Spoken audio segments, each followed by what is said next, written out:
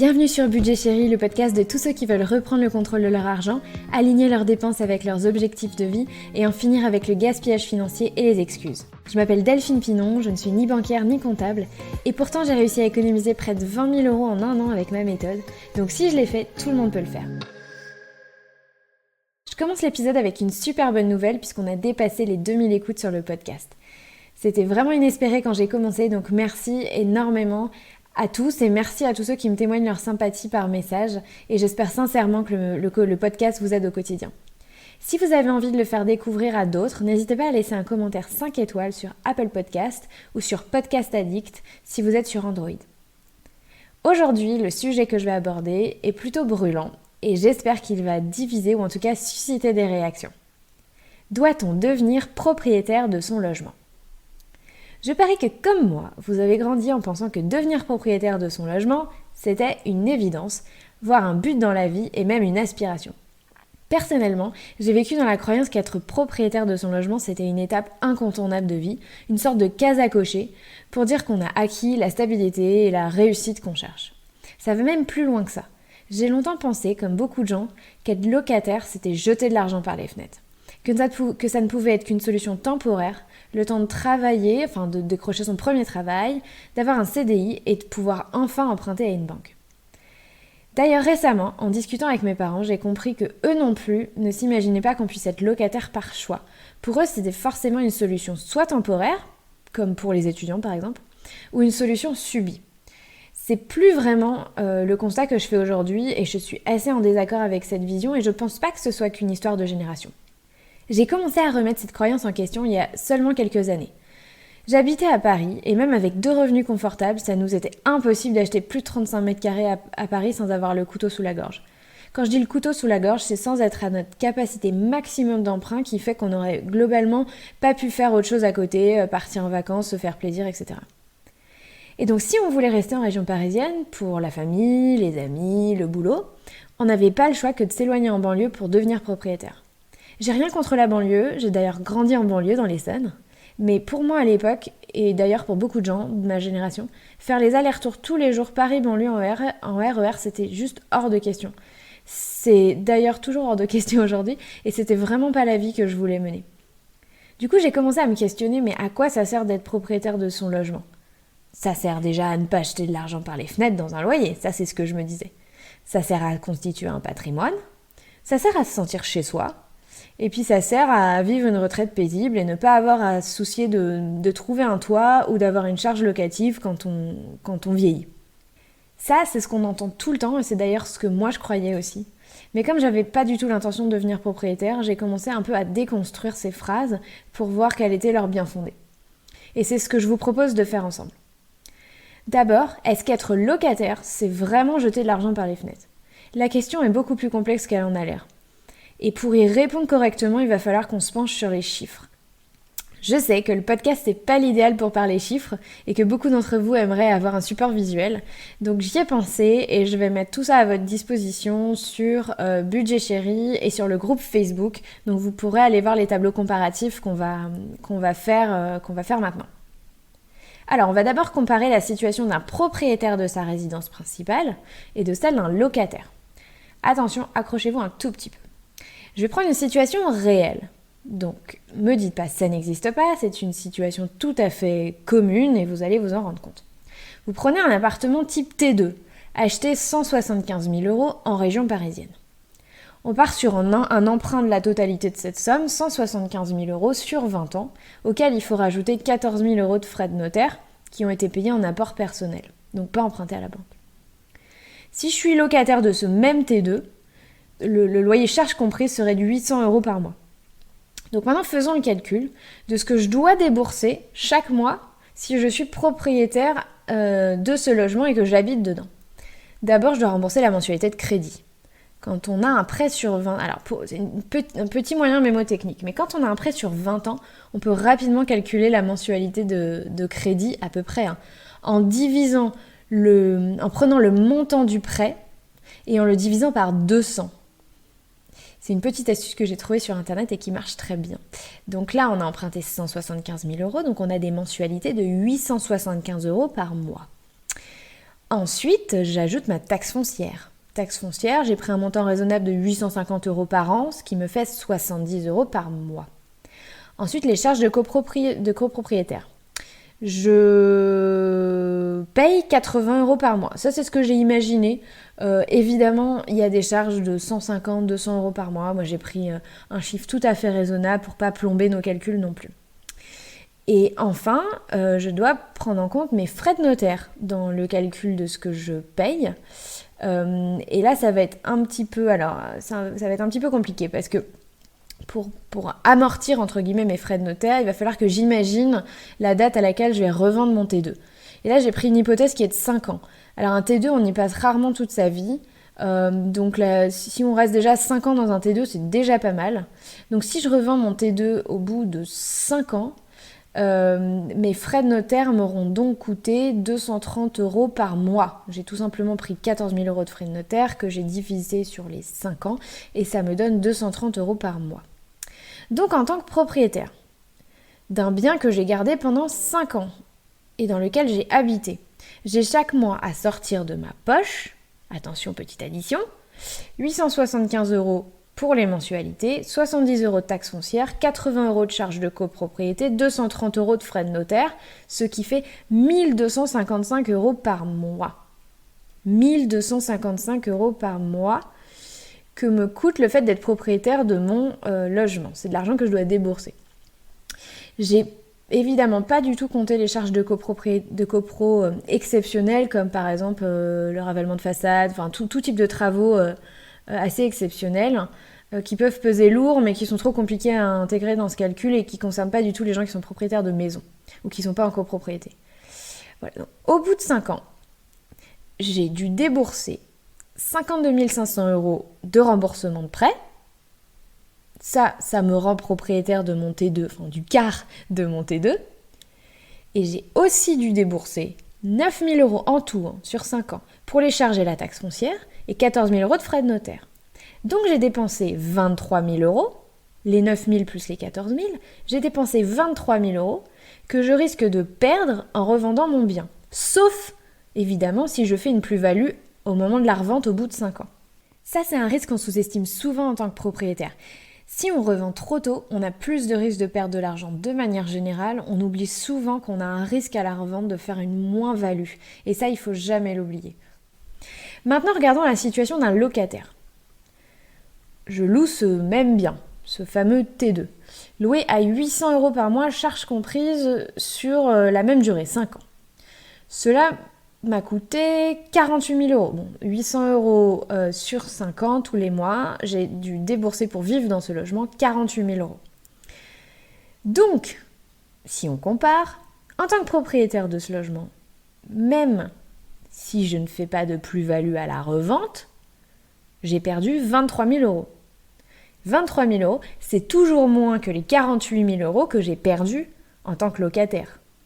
Donc, dans cette situation-là, être propriétaire de ce bien est plus avantageux qu'être locataire de ce bien. Attention, je ne suis pas en train de dire qu'être propriétaire, c'est toujours plus avantageux. Je sais que vous pensez qu'être propriétaire, c'est toujours plus avantageux.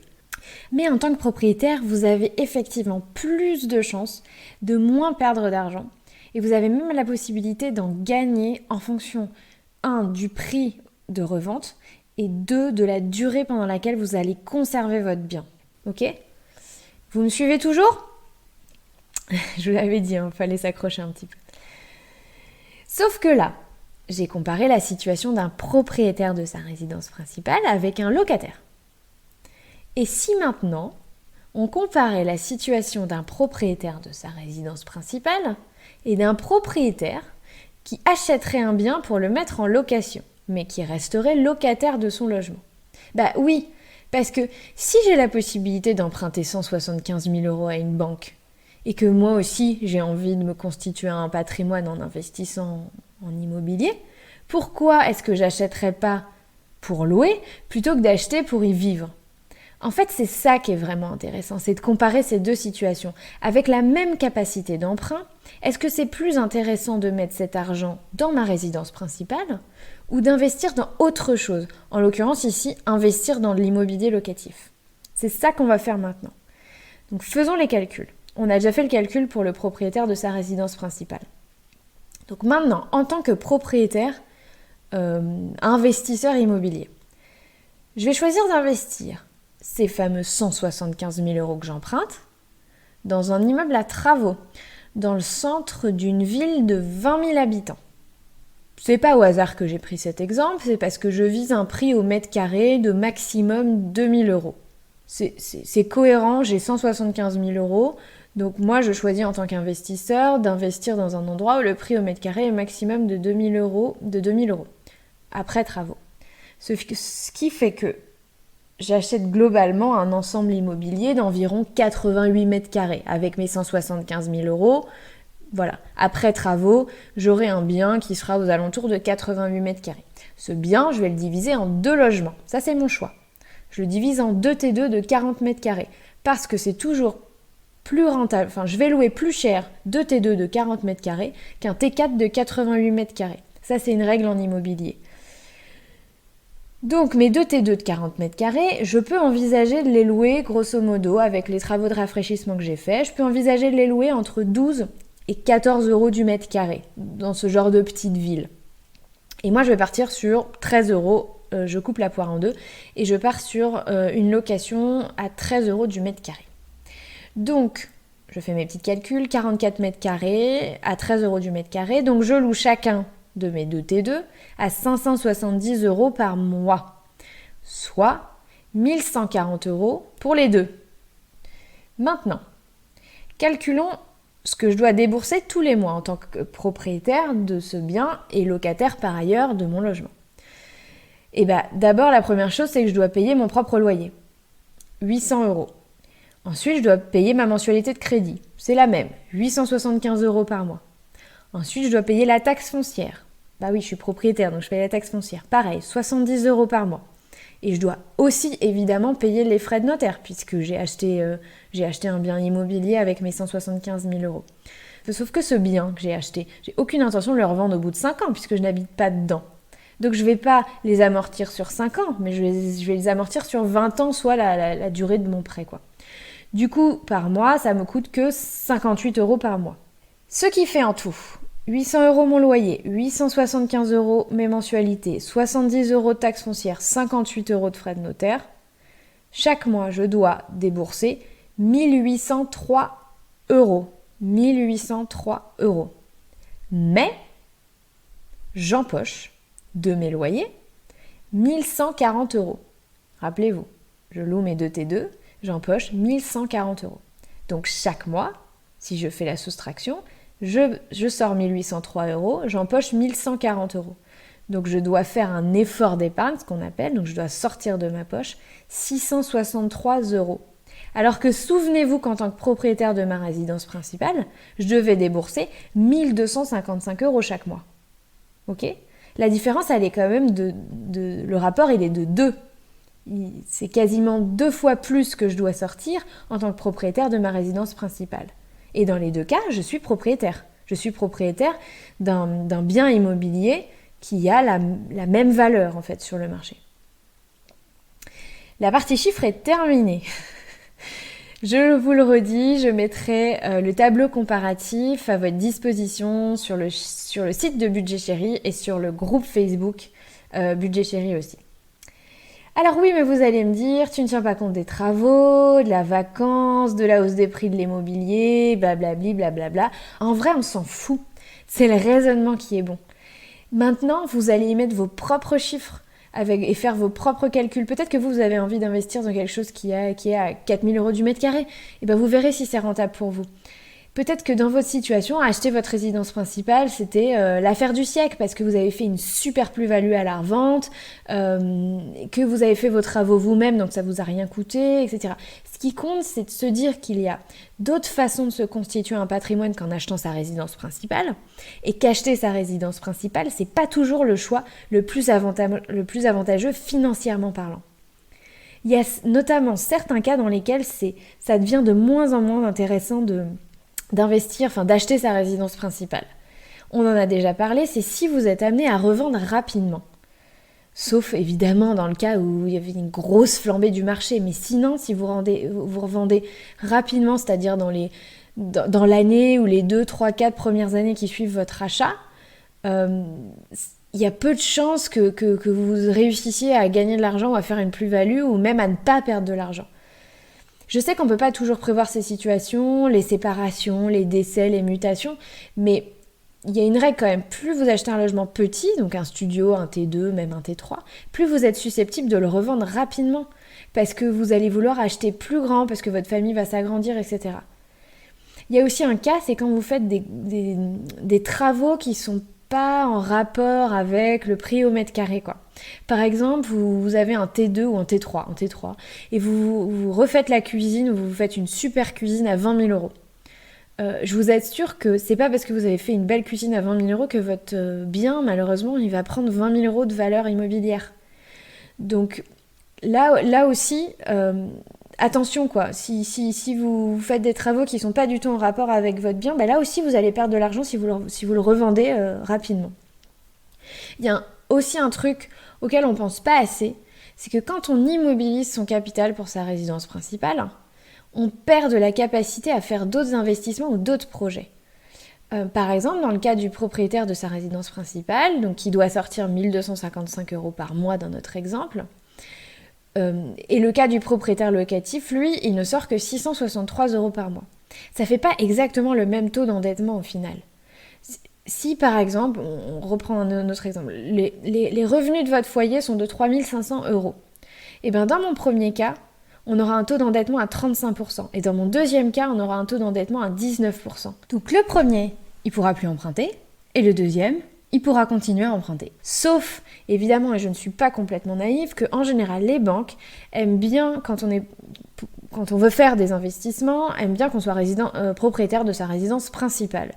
Parce que souvent, les banquiers n'ont pas forcément compris ou intégré ce que je vous explique, ils en font une règle, alors que c'est pas logique financièrement de raisonner comme ça. Mais c'est vrai qu'il y a certains banquiers ou certains conseillers qui vont vous demander, c'est pas une règle immuable, mais qui vont vous demander d'être propriétaire de votre résidence principale avant de faire des investissements. Je voudrais appuyer mon propos en reparlant d'un auteur que je cite et que je serai amenée à citer assez souvent sur ce podcast. Il s'agit de Robert Kiyosaki, le fameux auteur du best-seller Père riche, Père pauvre, qu'il a écrit dans les années 80-90, je sais plus bien. Il faut savoir qu'à l'époque, son livre a été plutôt controversé parce que justement, il remettait en cause le principe largement accepté dans la société américaine et puis d'ailleurs dans la société tout court, le principe que la résidence principale constitue un actif. Alors, actif, passif, c'est quoi la définition ? On peut vulgairement définir un actif financier comme quelque chose qui nous rapporte de l'argent. En tout cas, c'est sa définition à lui. Et on peut définir un passif comme quelque chose qui nous fait perdre de l'argent, enfin, pour lequel on sort de l'argent. Les banques, elles, considèrent que la résidence principale est un actif, alors que Robert Kiyosaki considère au contraire que sa résidence principale est un passif, parce que une résidence principale ne rapporte rien, elle nous coûte de l'argent, elle nous coûte le prix qu'on a mis dedans ou la mensualité de crédit. C'est pour ça qu'il met en garde la classe moyenne de vouloir à tout prix devenir propriétaire, en dépit de toute rationalité économique. Et lui, il encourage au contraire à faire des investissements qui génèrent ce qu'on appelle des revenus passifs, comme l'investissement locatif qui rapporte des revenus passifs. À ce propos, sur l'investissement locatif, sachez que je suis en préparation d'un épisode complètement dédié à l'investissement locatif et je préparais aussi un autre épisode complètement dédié au placement financier pour tous ceux qui veulent pas, qui réfléchissent à investir leur argent mais qui veulent pas l'investir dans l'immobilier. Donc restez à l'écoute des prochains épisodes. Je sais qu'à ce stade, certains sont toujours en train de bouillir sur leur chaise parce que ce que je leur ai dit ne leur a pas plu, mais rassurez-vous, je sais, je suis pas naïve, il y a aussi des bonnes raisons pour lesquelles on peut devenir propriétaire de sa résidence principale. Et je trouve, moi, que la meilleure raison, celle qui l'emporte au-dessus de tout, c'est le fait de vouloir se sentir chez soi. Je comprends parfaitement le besoin qu'on peut avoir d'être propriétaire de sa résidence principale pour se sentir chez soi. Et je comprends parfaitement que pour beaucoup de gens, ça passe bien avant l'aspect rationnel financier d'un achat immobilier. Et à ce propos, je voudrais terminer l'épisode en citant Jérôme et Gaori, Tous deux sont membres du groupe de Budget Chéri sur Facebook. Et sur ce même sujet, celui d'être propriétaire ou non de sa résidence principale, voilà ce qu'ils m'ont écrit il y a déjà quelques temps. Je cite Jérôme. Il y a un côté irrationnel à acheter sa résidence principale et même secondaire. Pour certains, être propriétaire de sa maison ou de son appartement, se sentir chez soi, pouvoir effectuer des travaux à sa guise, ne plus avoir la sensation de jeter de l'argent par les fenêtres, cela n'a pas de prix. Ça, c'était pour Jérôme. Et ensuite, j'ai Gaori qui me dit « Je suis proprio et je suis assez d'accord avec ce point de vue. Cependant, j'ai fait le choix d'investir dans ma résidence principale pour les raisons suivantes. Premièrement, me sentir chez moi, pouvoir faire des travaux et mettre la maison à mon goût. Deuxièmement, la discipline. Les mensualités de mon prêt immobilier m'obligent quelque part à mettre beaucoup d'argent de côté tous les mois. Et enfin, je n'ai pas les connaissances, ni l'envie, ni l'appétence pour me former à la gestion financière. Si j'avais de l'argent supplémentaire à investir tous les mois, je ne sais pas si je m'y prendrais correctement. Certes, une grosse partie de notre capital est désormais immobilisée, mais est-ce que j'en aurais vraiment fait un bon usage autrement ? Je ne sais pas si mon choix sera le bon financièrement, mais je suis contente de payer ce prix pour me sentir chez moi. » Fin de la citation de Gaori. Et je pense que c'est une bonne façon de terminer cet épisode, qui est fini pour aujourd'hui. Merci de m'avoir écouté. Et sachez que vous pouvez rejoindre le groupe Facebook comme Gaori et Jérôme, ou m'écrire à delphine@budget-chéri.com et bien entendu parler du podcast autour de vous. Ciao, bye bye!